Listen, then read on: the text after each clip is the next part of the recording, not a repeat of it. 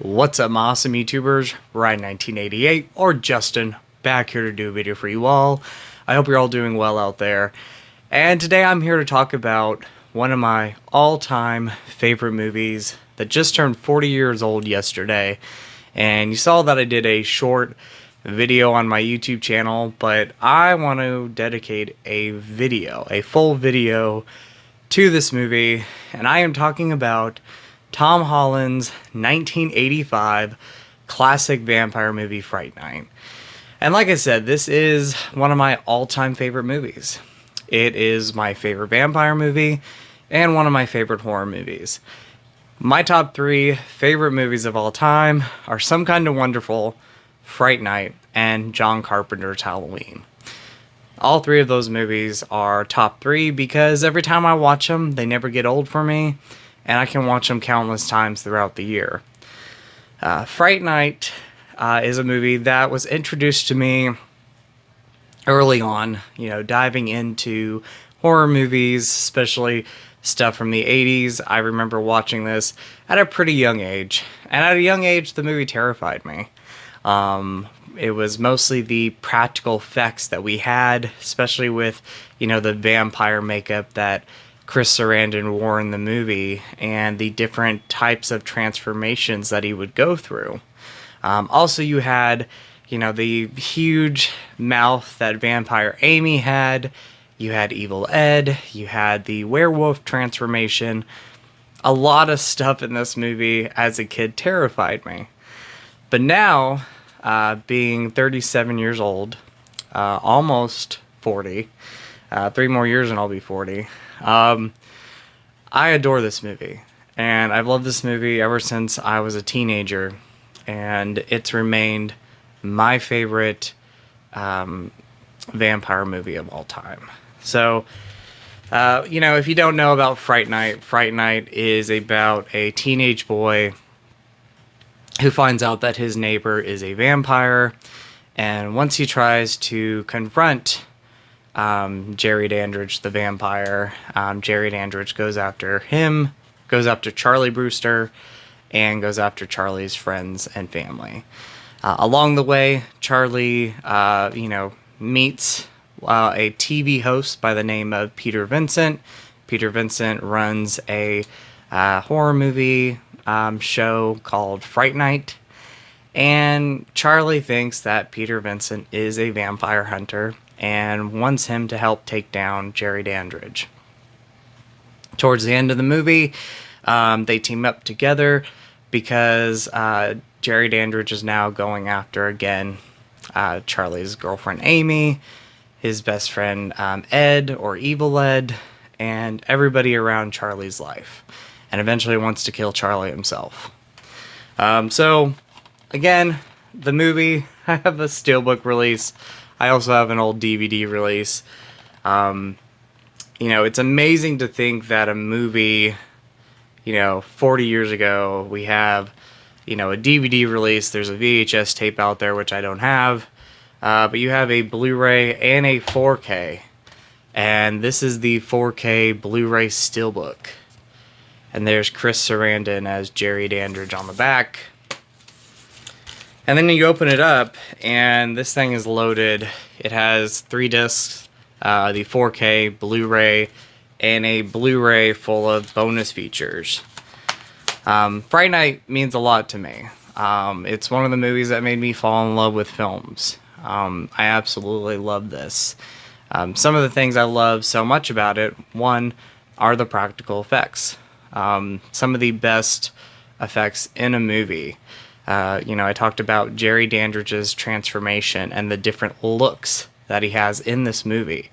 The makeup still holds up well today, and it's still creepy and eerie at times. I also love Evil Ed's makeup. Great makeup there. And one of the moments that really stood out for me when I first saw the movie, and one of my favorite moments now, is when we're introduced to Vampire Amy in the basement.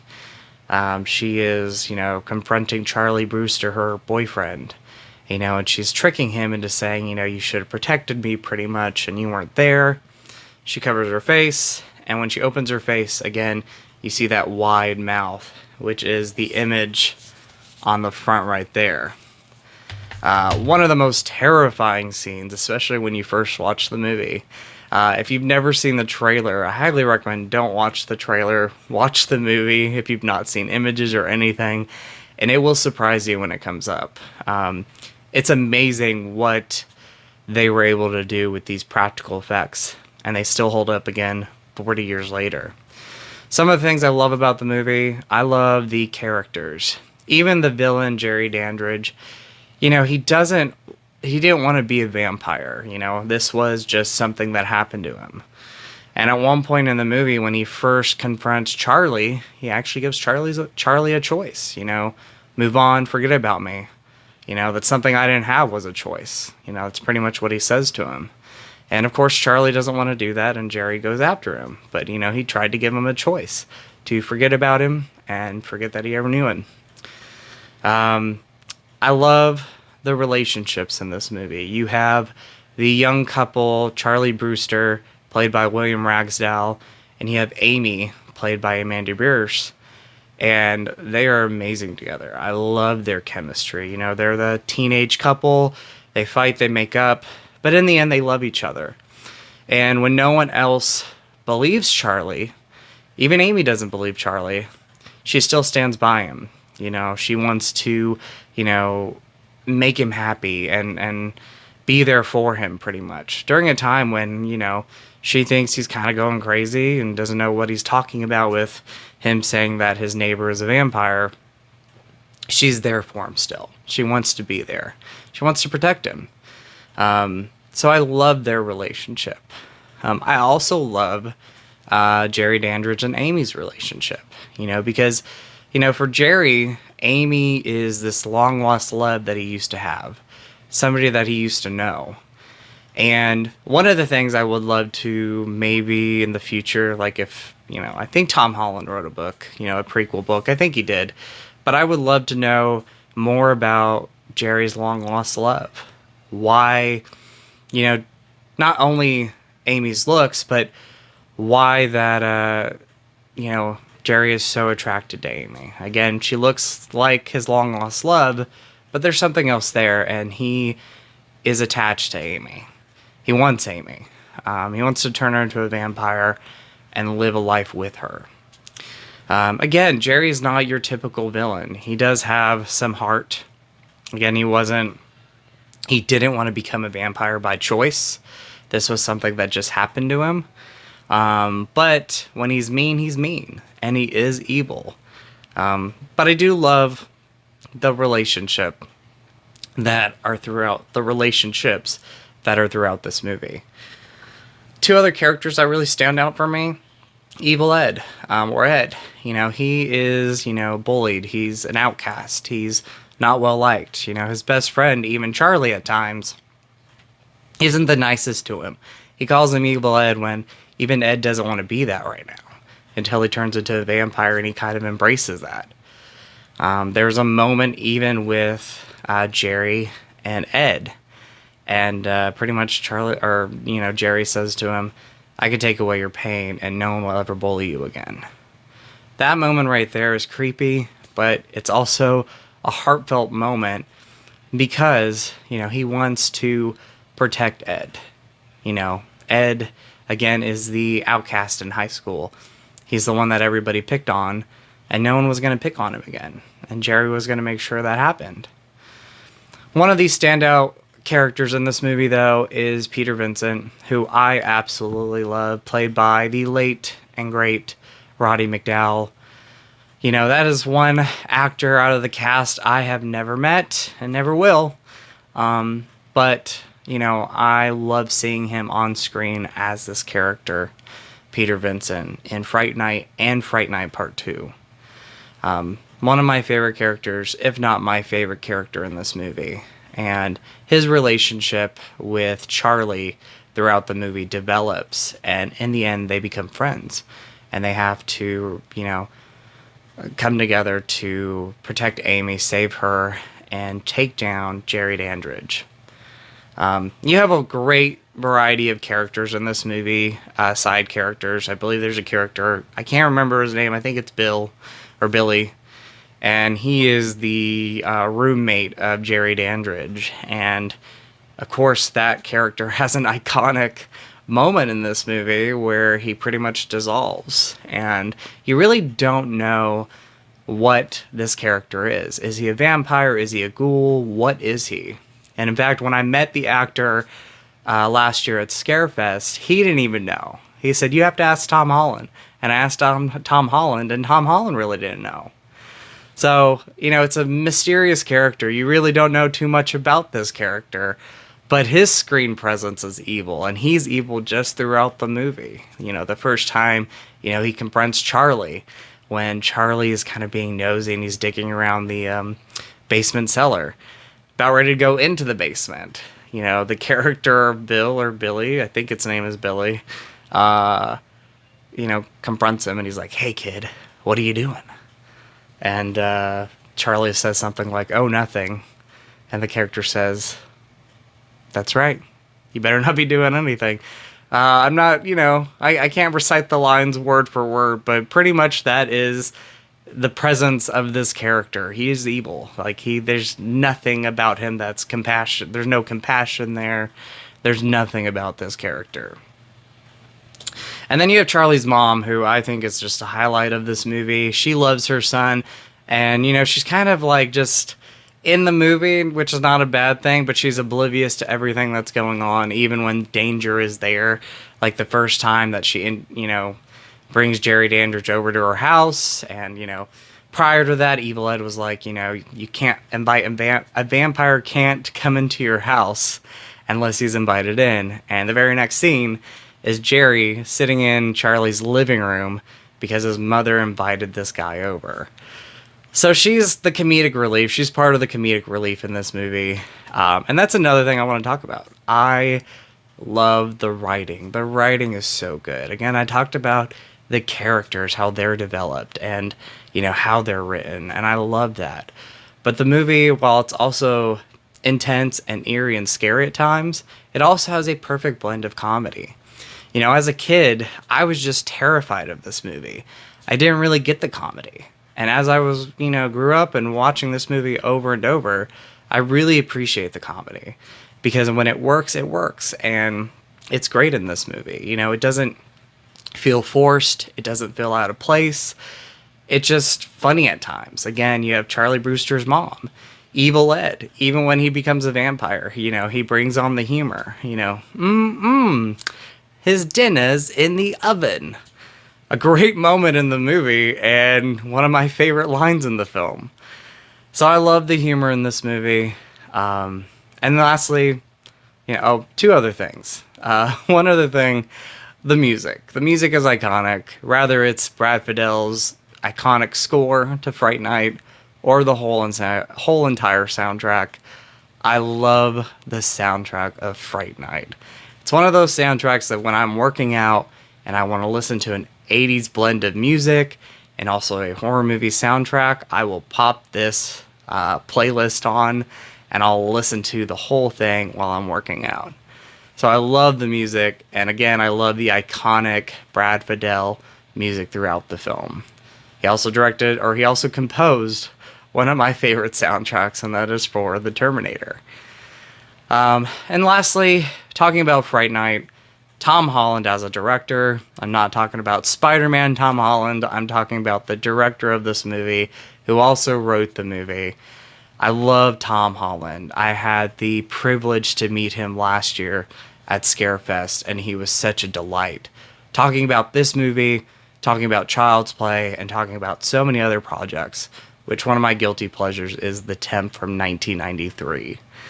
But Fright Night is my favorite film of his. It's my favorite film he directed. It's my favorite film that he wrote. Absolutely love Tom Holland. Other things that he wrote, Psycho 2 being a favorite of mine. One of my favorite sequels. And again, he directed Child's Play and so many other great movies. Movies that you've seen. Maybe you don't know he directed that movie. Like, a movie called Thinner. he's been around and he's still around. I don't think he's directing much now, but he's still here with us. And I love that. I know that sounds a little morbid, but we're losing more and more people that I grew up with. And I'm blessed that Tom Holland is still around. And again, he was such a delight when I met him. So again, Fright Night, this movie right here, this gem of a movie remains my favorite vampire movie of all time. And just one of my favorite movies of all time. Favorite vampire movie, favorite horror movie, and favorite movie. So top 3 again. Some Kind of Wonderful, Fright Night, and the original Halloween will always be up there. So, before I end this video, of course, I want to talk about the franchise. I want to talk about the other physical media I have of this movie.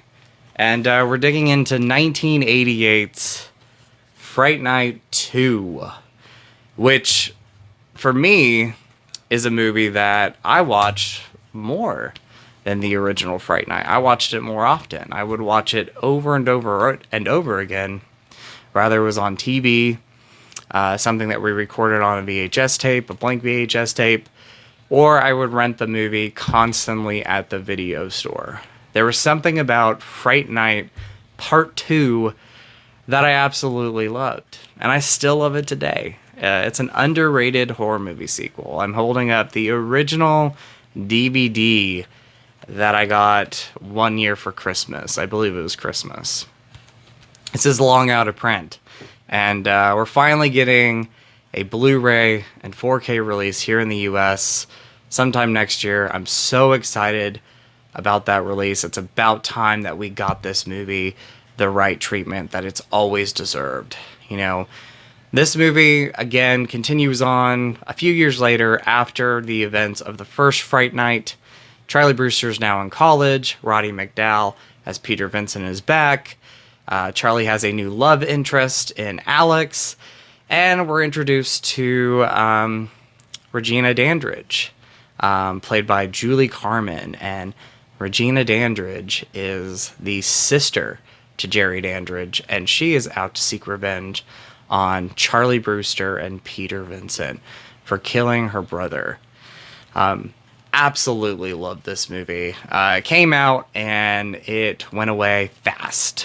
I was watching an old Entertainment Tonight behind the scenes of Fright Night Part 2, and you got to see William Ragsdale being interviewed and Roddy McDowall, and I just loved that. That was amazing to see that. I think this movie was meant to be a big thing. And unfortunately, I believe the Mendez murders happened and the father, owned a movie producing company. And it just so happened to be that Fright Night Part 2 was under that label. And when that homicide happened, Fright Night Part 2 was pulled out of theaters. So it didn't get the love that the original movie did when it came out. I think it was a modest success for the time that it was out, but it was, again, pulled very quick. The movie over the years, even with this out-of-print DVD, has found a fan base, and people love it. I'm glad that is a thing, because I love this movie so much. It is, again, one of my all-time favorite horror movies, one of my favorite sequels, and one of my favorite vampire movies. If you give me a top 5 favorite vampire movies, this ranks in at number 5. So I love Fright Night Part 2 just as much as the original movie. Regina Dandridge, played by Julie Carmen, is stunning. She's evil. She's like Jerry. Jerry, again, showed compassion, but when he was evil, he was evil. He was ultimately a villain of the original Fright Night. And Regina Dandridge is the same way, but, she doesn't have compassion for anybody. She plays it off that way, but really she's pure evil. She wants revenge for what happened to her brother, and she's going to get it in this movie. So you also have great characters. I love some of the characters. You have the werewolf character. He's one of Regina Dandridge's, sidekicks in the movie. I don't know what you want to call him. He's part of that group. He brings on the humor in this movie. You have a character that eats bugs, and, at the end of the movie, you see the aftermath of that. you have another character, another vampire character that, rolls on rollerblades.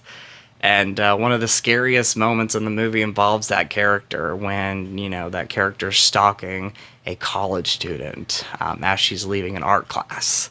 So, awesome characters. I love, again, Fright Night Part 2, and I'm so happy that this movie is finally getting the treatment that it has always deserved on Blu-ray and 4K. I love this. There's some images on the back of this movie that you don't really see in the film. So, like, right there's an image of Regina Dandridge as a vampire that you don't see in the movie.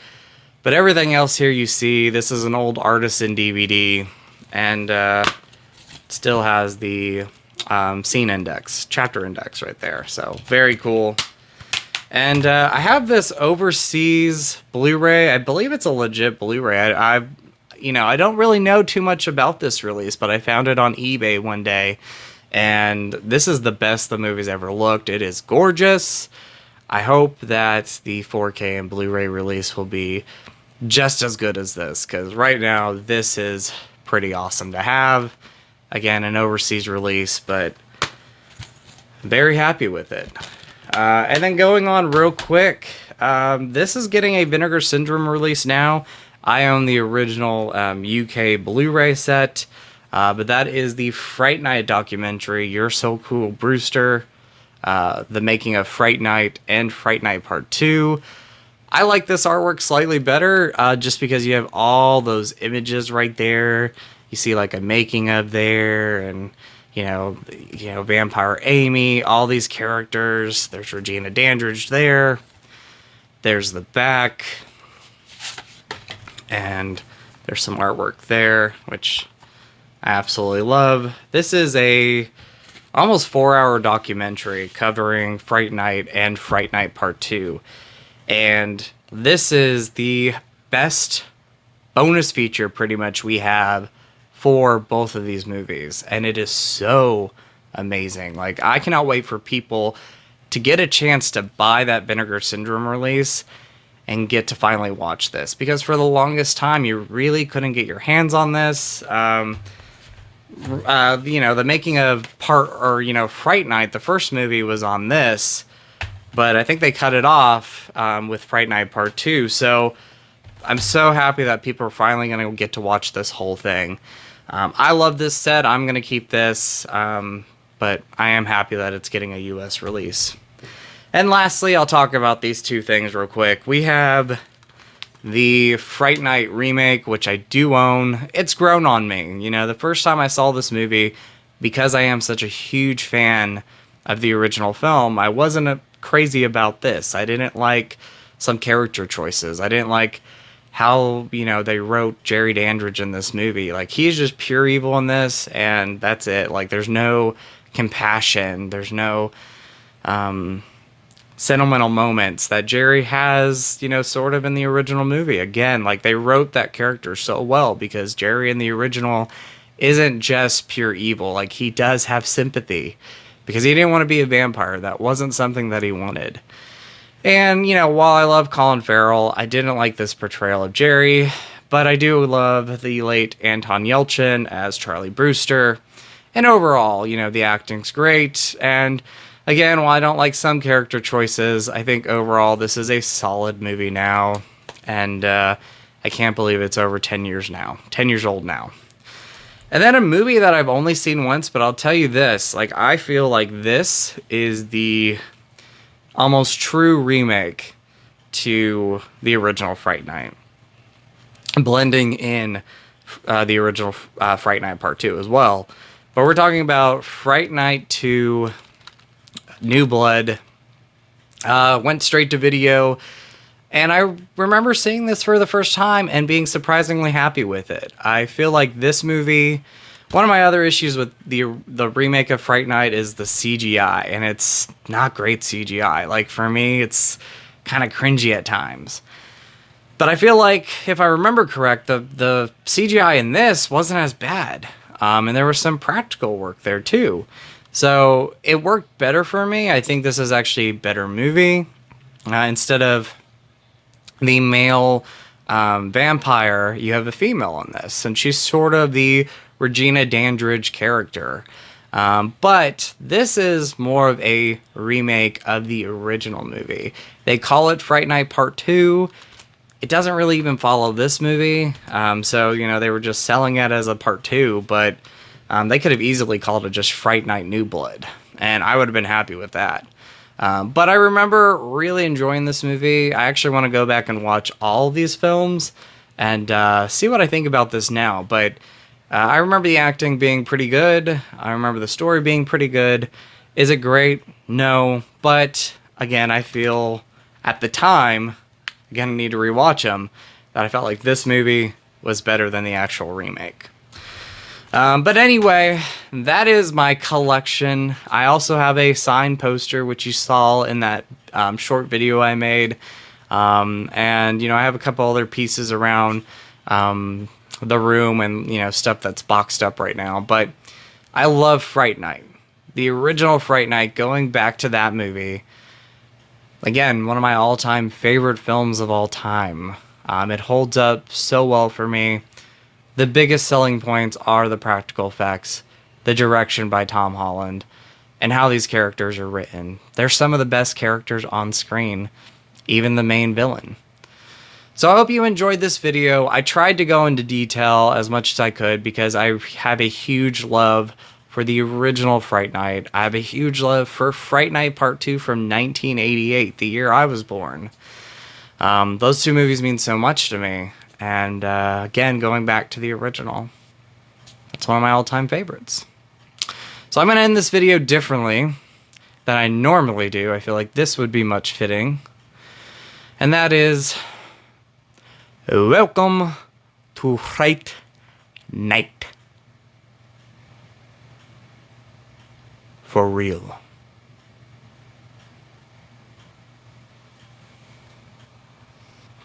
Psych, just kidding. Absolutely love you all. I hope you enjoyed this video I made. I know it's almost 30 minutes long, but I really love Fright Night and everything about Fright Night. So let me know what you think of Fright Night. When did you first see it? Have you ever seen it? And if not, I highly recommend seeing it. I know I gave some things away, but there's so much more with the movie. So if you've never seen the film, go into the movie without seeing images or watching a trailer and just be shocked, because there are shocking things in this movie, but also there's compassion with characters that I love so much. And if you can get your hands on the other Fright Night movies, especially Fright Night Part 2 from 1988, please watch it. Very underrated movie right there, and I'm so excited once again we're getting a fantastic release in the future. So as always, you all are awesome, you all rock, in with the positive, out with the negative, and I'll talk to you later. Love you all.